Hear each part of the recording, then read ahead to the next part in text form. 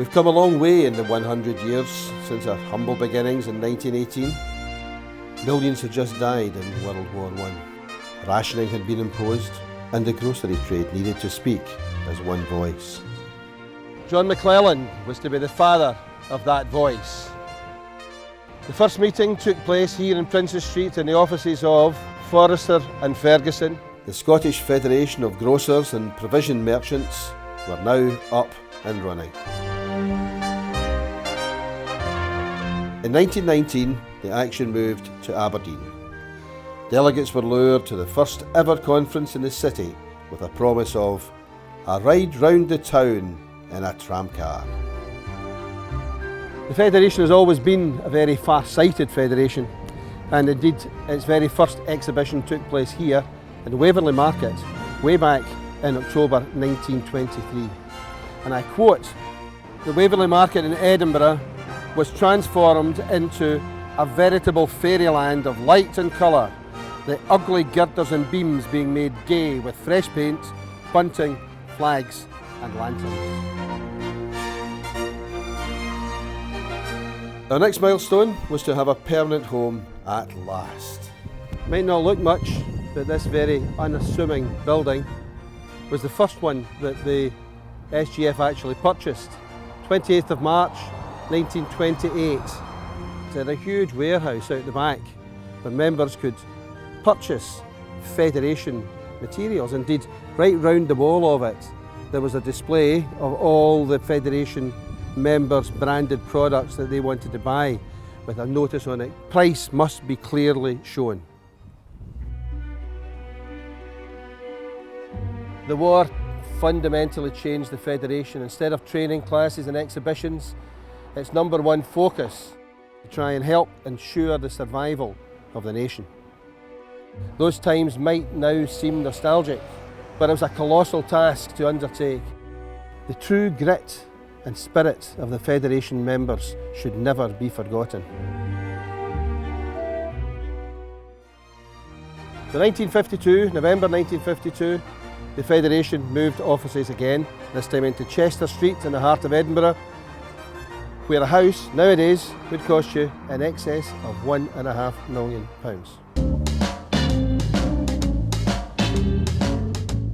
The continued prosperous expansion of the Federation meant that the 1960s were a real turning point in their history.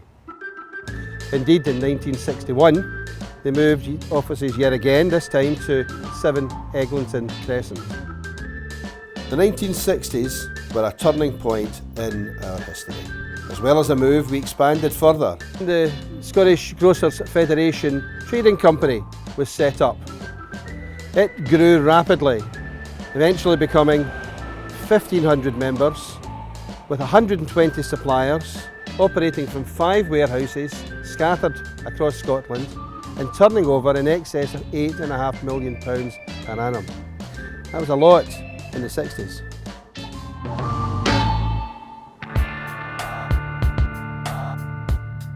I would say the 70s in particular were tough. They were really tough, particularly if you had more than one generation living out of a family business. That was difficult.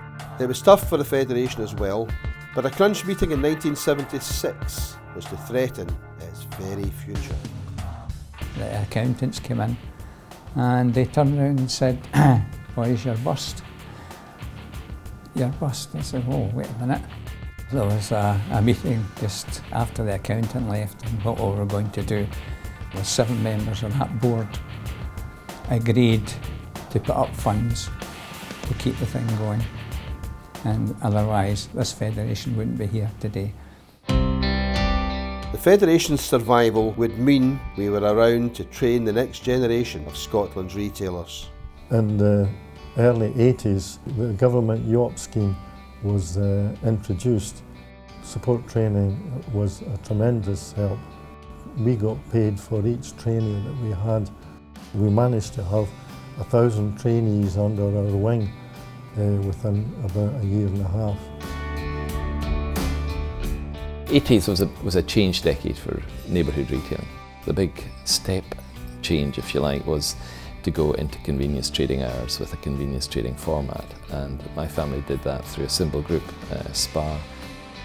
It changed the dynamic of it. Everybody started to become a little bit more prosperous, and the guys with the foresight reinvested that into growing the businesses.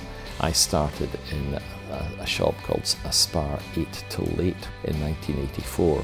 I suppose I was the guinea pig of that, really, because there were a lot of skeptics thinking that, you know, how you wouldn't be able to get staff to work all those unsociable hours, and I think we proved that you could do it, and it was a lot of hard work, no doubt about it, but it did change. It was a step change in the viability of these businesses. In the 90s, the Federation's strength was once again to bring a positive change for members. The Federation can open doors, no doubt about it. It's got a strong voice. We did change the law, and in the 90s we got licensing regulation changed, which meant we could sell booze on a Sunday. That was a big fillip to everybody, but I think particularly the big box retailers, but nevertheless we got some benefit as well. And we led that charge, you know, so that was quite an accolade for us. In the late 1990s, the dynamics of the convenience store sector was changing dramatically, and the SGF became more reflective of this, with women and Asian retailers joining the board. We could say we'd grown up. The organisation over the last 25 years has become so much more professional, both here at the National Executive, here in Edinburgh, through the conferences and whatnot. They've been lifted to a completely different level from what they were. And I think devolution coming in was a big change, because that started us down the road of really becoming seriously involved in having somebody knocking at doors in Holyrood. 2004 was to be another milestone year for the Federation in Scotland. The establishment, the real establishment of the Healthy Living programme, which has grown out of all recognition. It started with 24 stores, we now have over 2,000 stores supporting the programme, which is terrific. Look where we've come now. We are now seeing fruit and veg at the front of stores. We are now seeing the chilled space within the store for fruit and vegetables, and this can be done with healthier products. It's not going to be an overnight win. It's going to take a lot of hard work, and it's going to need to take everybody to be part of it to be able to achieve this, but it can be done. Over the 100 years of the SGF's existence, the grocery industry has gone through massive changes. But as the old adage says, what goes round comes round. And we're now in an era where the smaller convenience store is absolutely vital and a valued part of local communities and what consumers are actually looking for. It's been a busy 100 years. We've seen huge changes. 2 world wars, rationing, the rise of the supermarket and a revolution in retail. The SGF has embraced these challenges and emerged stronger every time. Bring on the next 100 years. We'll continue to defy expectations and grow.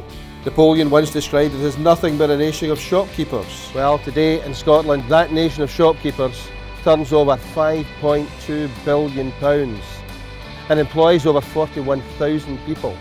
We're now a major industry and the biggest employment sector in Scotland.